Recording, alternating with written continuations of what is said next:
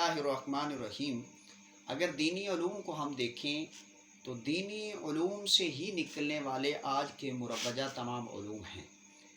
इसकी मिसाल एक अर्ज़ करता हूँ। मेडिकल साइंस के अंदर हम जाते हैं तो मेडिकल साइंस के अंदर बहुत सारी ऐसी चीज़ें आज मेडिकल साइंस साबित कर चुकी है कि जिनका इस्तेमाल इंसान के लिए मुज़र था और आज भी नुकसानदेह है, और इस्लाम इसको बहुत पहले ही उन चीज़ों से मना कर चुका है। जैसा कि मिसाल के तौर पे खंजीर का गोश्त, अब इस्लाम ने इतना सख्ती के साथ खंजीर के गोश्त को हराम क्यों करार दिया है, इसके पीछे बहुत बड़ी हिकमत है। अगर हम देखें तो साइंस कहती है कि जो खाना 6 घंटे से पहले इंसान के पेट में हज़म हो जाता है, ज़्यादा 6 घंटे से ज़्यादा देर नहीं रुकता, तो उससे इंसान के मैदे के अंदर बेशुमार बीमारियां पैदा होती हैं, जिससे इंसान बीमार भी हो जाता है और इंसान के अंदर शहवत का गलबा भी हो जाता है, शहवत बढ़ जाती है।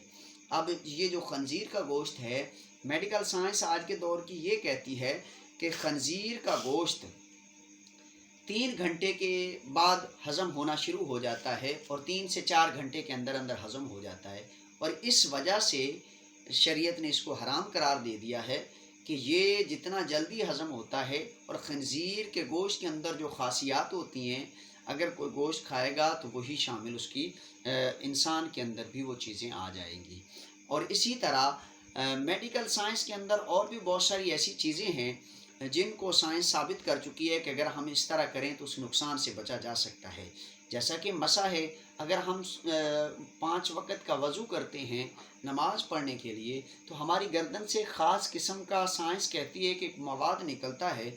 अगर उसको कुछ दिनों तक पानी ना लगे तो जिस शख्स के गर्दन से वो मवाद निकलता है वो शख्स पागल होने का उसका अंदेशा है। जबकि इस्लाम के अंदर तो वज़ू करते हुए मसे को लाजमी करार दे दिया गया। इस वजह से इंसान मसा करता है।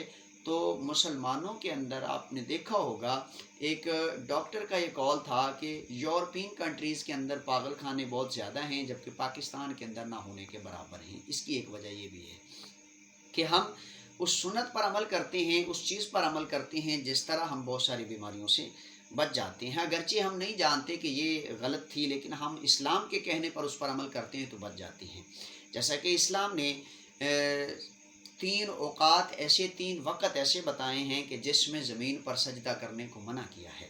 अब इसकी हिकमत क्या है? आज के दौर की साइंस ये कहती है ये 3 औकात ऐसे हैं कि अगर इंसान ज़मीन के करीब अपना दिमाग करता है तो ज़मीन ख़ास किस्म की इन 3 औकात के अंदर शुआएँ खारिज करती है, जो इंसान के दिमाग को लगने से इंसान पागल हो सकता है।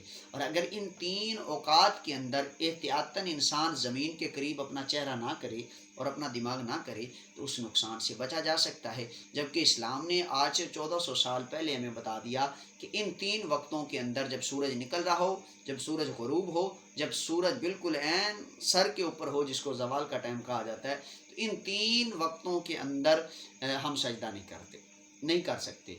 शरीयत ने इसको नाजायज़ करार दिया है। बहुत सारी ऐसी चीज़ें हैं जो इंसान की जान की हिफाजत के लिए इस्लाम उससे मना करता है, अगरचे हम उसकी हिकमत को और उसकी पूरी वजूहात को जानते नहीं हैं। अगर हम उस पर अमल सिर्फ़ कर लें इस्लाम के कहने पर, तो हम उस सारे नुकसान से बच सकते हैं।